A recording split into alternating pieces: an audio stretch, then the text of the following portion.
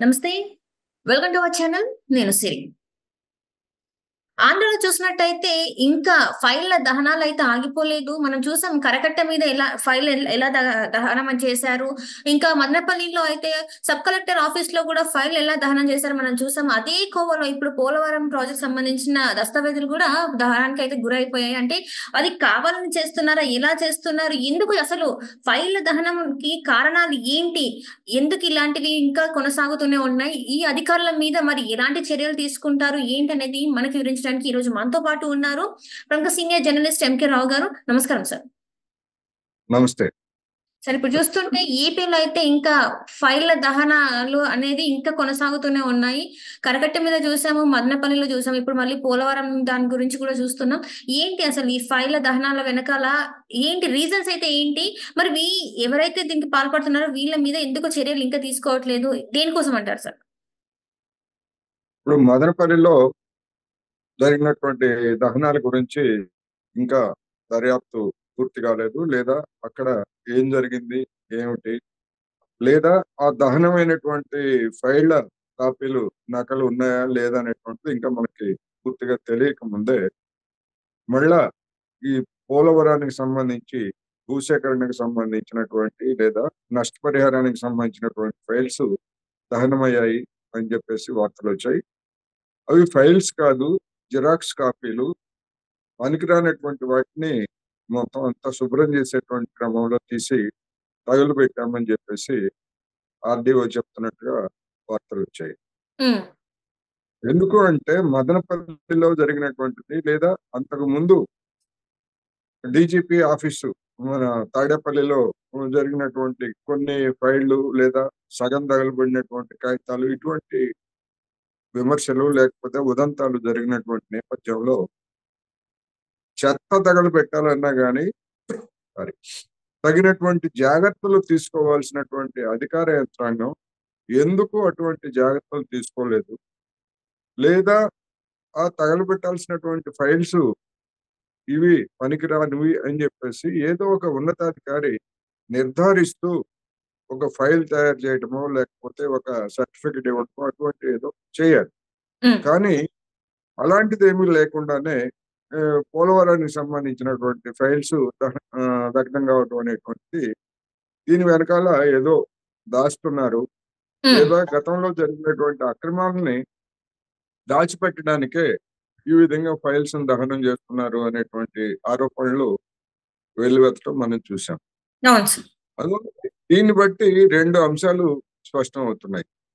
అధికార యంత్రాంగంలో గతంలో రాజకీయ నాయకులతో కుమ్మక్కైనటువంటి వాళ్ళు గాని, లేదా అసలు అధికార యంత్రాంగంలోనే అక్రమాలకు పాల్పడి నిధులు స్వాహా చేసినటువంటి వాళ్ళు గాని, ఏదన్నా విచారణ జరిపేట్లయితే ఇవన్నీ కూడా అక్రమాలు బయటపడతాయనేటువంటి క్రమంలో ఈ విధంగా ఫైళ్ల దహనానికి పాల్పడుతున్నారా అన్న అనుమానాలు తలెత్తుతున్నాయి.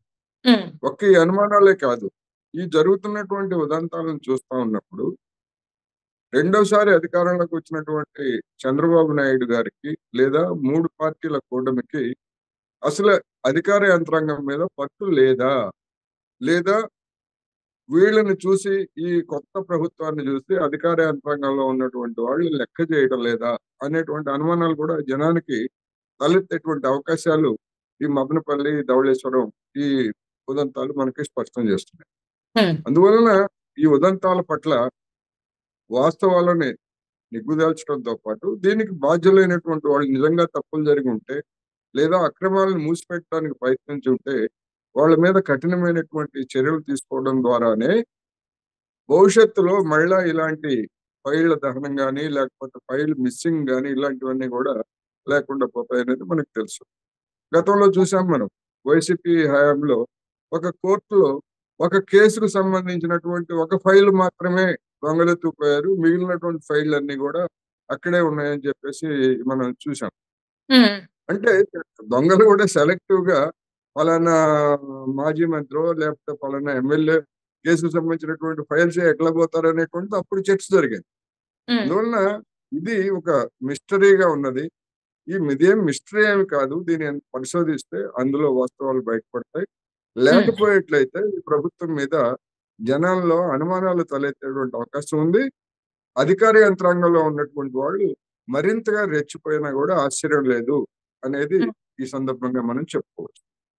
అంటే ఇక్కడ చూస్తున్నట్టయితే గత ప్రభుత్వంలో జరిగిన అవినీతి అక్రమాలు బయటపడితే మళ్ళీ కేసుల పర్వం కొనసాగుతుందని చెప్పేసి ఇప్పుడు ఈ ఫైళ్ళ దగ్ధాలకి వీళ్ళు నాంది వేస్తున్నారు అనుకోవచ్చా సార్? ఎందుకంటే మనం గతంలో చూసుకుంటే కరకట్టల ఫైళ్ళ మీద పేర్లను చూసినా, ఇప్పుడు మొన్న మదనపల్లి ఫైళ్ళ మీద పేర్లు చూసినా కూడా ఎక్కువ పెద్దిరెడ్డి రామచంద్రారెడ్డి గారి పేర్లు అయితే ఇక్కడ కనబడడం జరిగింది.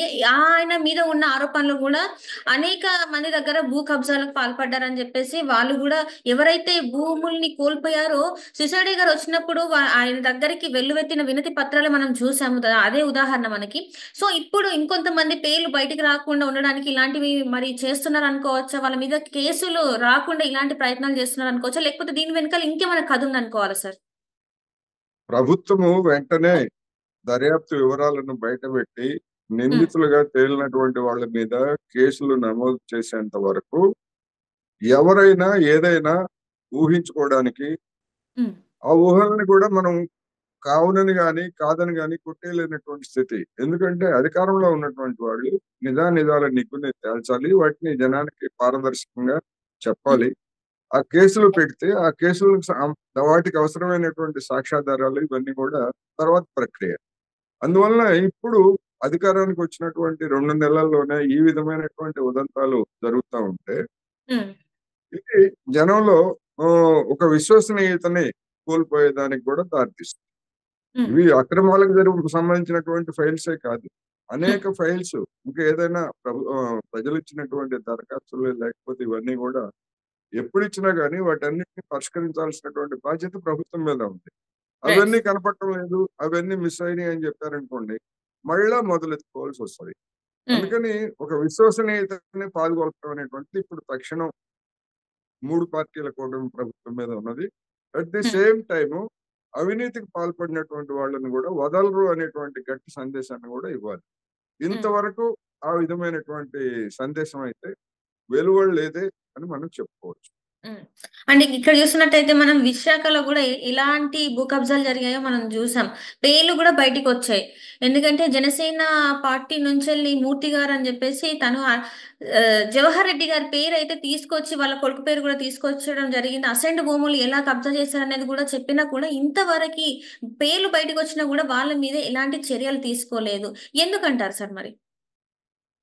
అంటే అది ప్రతిపక్షంగా ఉన్నప్పుడు అనేక ఆరోపణలు చేసిన మాట వాస్తవం. తెలుగుదేశం గాని లేదా వైసీపీ మన జనసేన పార్టీ వాళ్ళు గాని అనేక ఆరోపణలు చేశారు.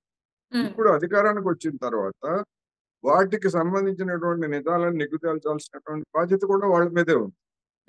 అందువల్ల వైసీపీ ఆ పార్టీలో ఉన్నటువంటి ఎవరైతే ఫిర్యాదు చేశారో ఆ ఫిర్యాదు చేసినటువంటి వాళ్ళు తమ నాయకత్వం మీద అదేవిధంగా తమ ప్రభుత్వం మీద కూడా ఒత్తిడి చేయాల్సినటువంటి అవసరం ఉన్నది. లేకపోయేట్లయితే కొద్ది రోజుల తర్వాత జనం ఏమనుకుంటారంటే, ఓహో వీళ్ళు ప్రతిపక్షంలో ఉన్నారు కనుక ఎదుటి వాళ్ళ మీద ఒక రాయి వేయాలని వేశారు తప్ప వీళ్ళ దగ్గర ఆధారాలు ఏమీ లేవు అని చెప్పేసి జనం అనుకుంటారు. ఎందుకంటే ఇవాళ సోషల్ మీడియా కానివ్వండి లేదా మీడియా కానివ్వండి చాలా శక్తివంతంగా ఎప్పటికప్పుడు జనానికి సమాచారం అందజేస్తున్నది, జనంలో అనుమానాలు రేకెత్తిస్తున్నది, కొన్ని సందేహాలను కూడా తీరుస్తున్నవి. 2 ఉన్నాయి. అందువలన ఈ ప్రతి రాజకీయ పార్టీ కూడా తగినటువంటి జాగ్రత్తలు తీసుకొని ఆ విధమైనటువంటి పారదర్శకతని ప్రదర్శించాల్సినటువంటి అవసరం ఉంది. అందుకని ఏమైనా అనుకోవచ్చు జనం తప్పు కాదు అది. ఎందుకంటే ఆరోపణలు చేసిన మాట వాస్తవం. వాళ్ళే అధికారంలో ఉన్నారు, వాళ్ళే నిగ్గు తేల్చాలి. ఎంతకాలం ఇలా కాలక్షేపం చేస్తారు అనేటువంటి ప్రశ్న వస్తుంది కదా. అందుకని ఆ బాధ్యత వాళ్ళ మీదనే ఉంది. ఏ తెలుగుదేశం నాయకులు ఏ బీజేపీ నాయకులు అయితే విమర్శలు చేశారు వాళ్ళ మీదనే ఆ బాధ్యత ఉన్నది. లేకపోయేట్లయితే అది ప్రతిపక్షానికి ఒక అస్త్రంగా మారేటువంటి అవకాశం ఉంది.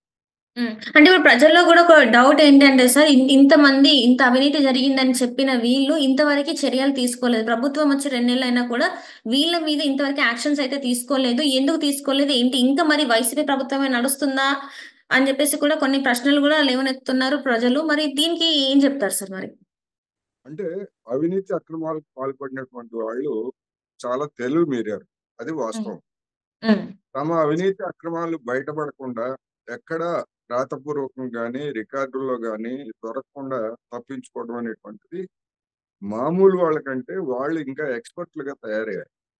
ఉమ్, అందువల్ల అలాంటి వాళ్ళ అవినీతి వాటి గురించి మనకి తెలిసినప్పటికీ తగినటువంటి ఆధారాలు కనుక లేకపోయేట్లయితే వాళ్ళ మీద కేసులు పెట్టినా లేదా వాళ్ళని కోర్టులకు లాగినా గానీ అవి కోర్టుల్లో వీగిపోయేటువంటి అవకాశం ఉంది. రైట్. అందుకని ప్రభుత్వం 2 నెలలే అయింది గనక ఉమ్, తగినటువంటి వ్యవధి తీసుకొని, అయితే వ్యవధి తీసుకోవడం అంటే ఏదో సంవత్సరాల తరబడి కాలక్షేపం చేయమని కాదు అర్థం. ఉమ్, తగినటువంటి వ్యవధి కనీసం ఒక 6 నెలల్లో 1, 2 మొత్తం రాష్ట్రంలో అన్ని కేసులు లేదా అన్నిటి మీద పెట్టలేరు. కానీ ఒక ఉమ్. ప్రాసెస్ మొదలైంది అనేటువంటి వాతావరణం రావాలంటే కొన్ని కేసులైనా గానీ వెంటనే దాఖలు చేయాల్సినటువంటి అవసరం ఉంది అనేది మనం చెప్పాలి. Right sir. Right. Thank you so much sir. మీరు మాతో పాటు జూమ్ కాల్ వచ్చినందుకు థాంక్ యూ. ధన్యవాదాలు సార్.